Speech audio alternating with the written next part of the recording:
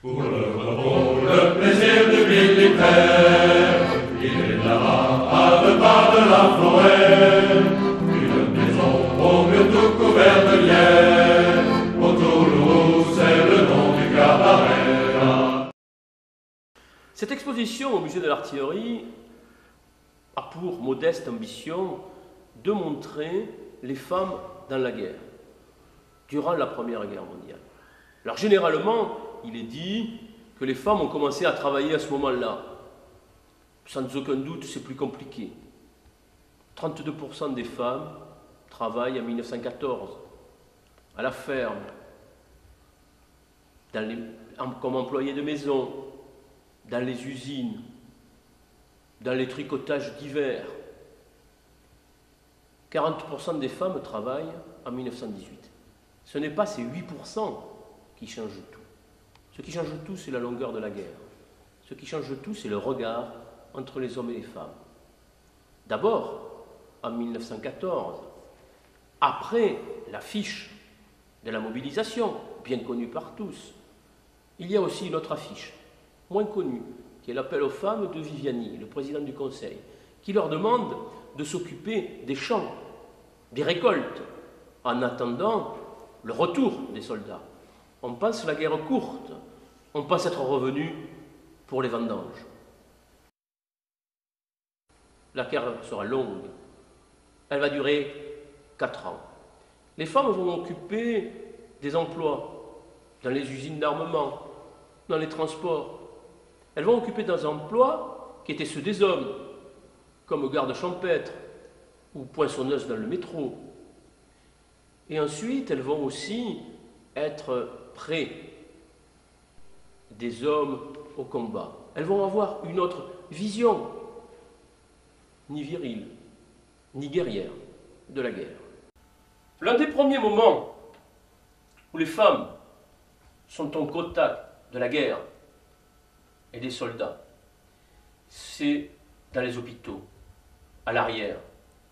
Cette guerre industrielle, cette guerre massive qui va mettre en jeu des millions d'hommes, va aussi avoir des dizaines, des centaines de milliers de blessés. Il va être fait appel aux femmes pour s'occuper de ces blessés, comme infirmières, comme aides-soignantes. Et là, elles vont voir la souffrance de l'homme, mais aussi l'homme diminué, qui a perdu une jambe, qui a perdu un œil, un bras, qui est balafré. Il va y avoir une vision différente entre l'homme et la femme. Une vision où l'homme n'est plus le guerrier revenant vainqueur de la guerre, mais où l'homme est souffrant et recherche une aide et des soins. Et des dizaines de milliers de femmes vont connaître la guerre via l'hôpital, via les ambulances. Au-delà du service de santé, les femmes vont être mises aussi à contribution dans les usines, être mises à contribution dans les transports. Et tout cela va donner un autre mode de vie, va jouer sur la mode. Même Chanel va faire une veste en jersey qui s'inspire de la mode militaire. Les fameux imperméables anglais, Bass Bay, vont changer, vont s'adapter à la guerre. Le chandail va naître avec la guerre. Et regardez cette infirmière canadienne avec son pantalon bouffant, ses bottes. Ce n'est pas les grandes robes et les crinolines de la fin du XIXe siècle. Mais la femme va être aussi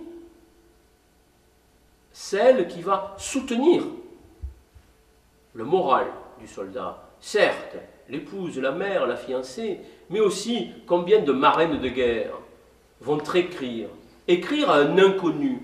Rendez-vous compte pour l'époque, une jeune fille qui écrit à quelqu'un qu'elle ne connaît pas.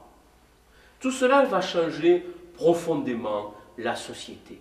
Et au bout de 4 ans de guerre, les relations entre les hommes et les femmes, les regards entre les hommes et les femmes auront beaucoup changé. Alors certes, les femmes ne voteront pas tout de suite. Le Sénat va même s'opposer dans les années 20 à ce que les femmes votent. Mais cette Première Guerre mondiale est la matrice des changements de société du XXe siècle.